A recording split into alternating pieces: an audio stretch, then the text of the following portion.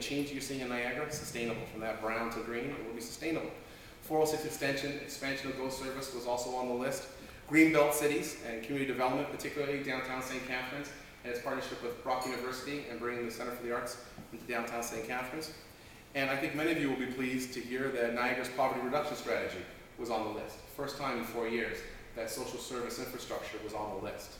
And that's because of the hard work of those individuals out there that have been bringing that to our attention. Commissioner Hutchings responded with that poverty reduction strategy endorsed by council with a very much focus on children in our community. It was now one of the asks, and I'm proud of that. You know, so much we've been talking about those individuals and what they need. It was part of the ask for Niagara this year. So, Mr. Chairman, you deserve a round of applause to Regional Council for bringing the voice of the nonprofit sector to Queen's Park. Well done.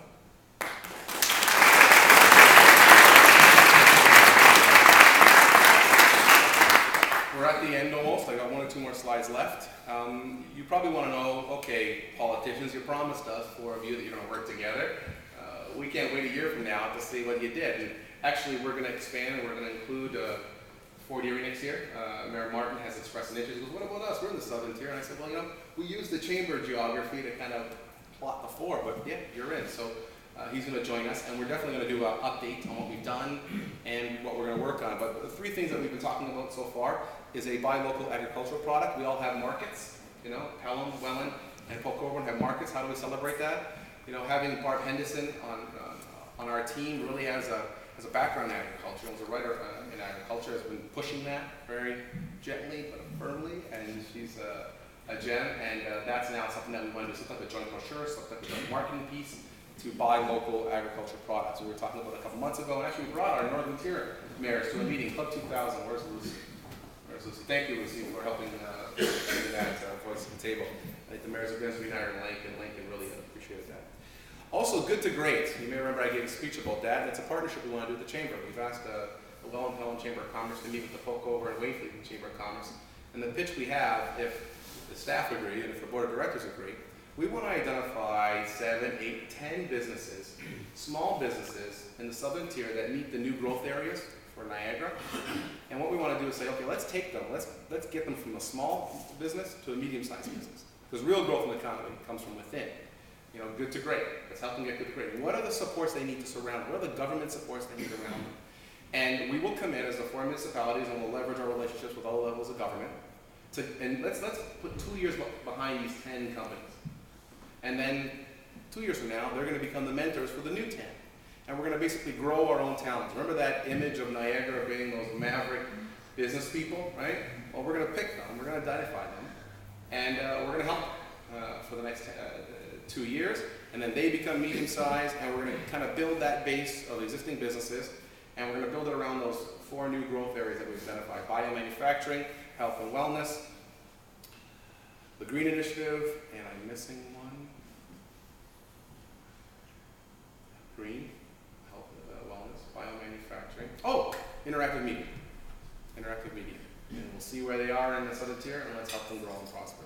The canal cities are working together, St. Catharines, Thorold, Welland, and Port, on trying to identify an intermodal site. It's part of the business plan. Intermodal site is the ship comes in, drops off its cargo, there's a rail line, there's a road, it either goes on the rail line, it either goes on the car, and it goes out. If you've got that, envision New York City and what's around New York City, and Vancouver and the hub that it is, right? And Halifax. Industry will surround them.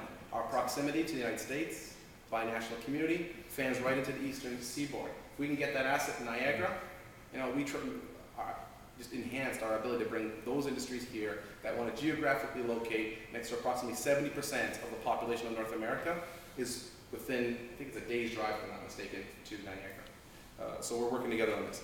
Intermunicipal transit is progressing.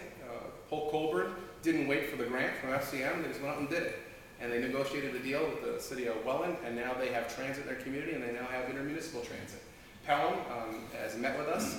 We've extended a proposal. It's going to your council soon. On what? 5th of May. 5th of May.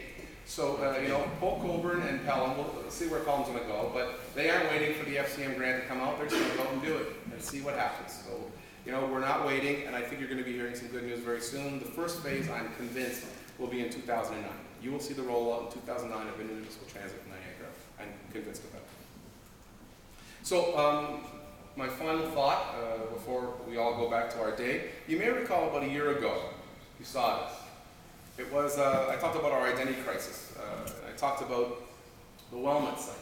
And why can't we do something with the Welland site? And I gave you the pictures of what it looks like now. And it was when we had just brokered the deal. And the quote that I had given you is, some men see things as they are and say, why? I dream of things that never were and say, why not? Right? You may recall this, those of you who came a couple of years ago to this, and I said, you know what, we put the plan together, it's coming. And I appreciate the editorial in today's paper because I know everybody doubted us and thought we weren't going to pull it off. Well, there it is. It came to council on Tuesday. I've learned also that from idea to shovels in the ground takes 2 to 3 years. So it sometimes seems like empty promises. This was identified as the top brownfield site in Niagara. Right on the water. It's a Toronto developer. It took a lot of work to get this guy to the table. Council agreed, and what a great partnership. We did our brownfield redevelopment plan with money from FCM, money from the region, and our own dollars to develop this plan that creates incentives to take former factories and turn them into these fantastic places to live and work. And we said we went to Pittsburgh for a reason. You know, it's a 215 unit complex, right on the water, right across the street from the Rex, and right across the street from the Rose City Senior Center. It's a $43 million project.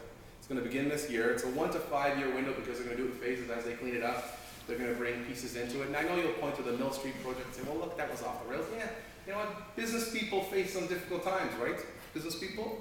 But you're committed to your businesses. You're committed to moving forward. And we should be patient as you try to sort through the issues that you're facing. And I believe you would be there for us. And we've proved it with the project on Prince Charles Drive. The Mill Street project is back on track. These individuals are responsible for the breweries district in Toronto. So if you want to see what they've done in the past, just go there and you'll be astonished. These are individuals who know what they're going to do. 2 restaurants right on the waterfront. I told Vance Badaway that we're putting the lighthouse there, and he didn't like that one too much. But that's okay. That's okay. But we're seeing redevelopment, and we're bringing people living into our downtown. And that's how we're going to revitalize our community. So I think it's happening. I think you guys can be proud of your community, and I appreciate the time that you've given me to listen to me and my thoughts on your priorities. Thank you very much. I appreciate it.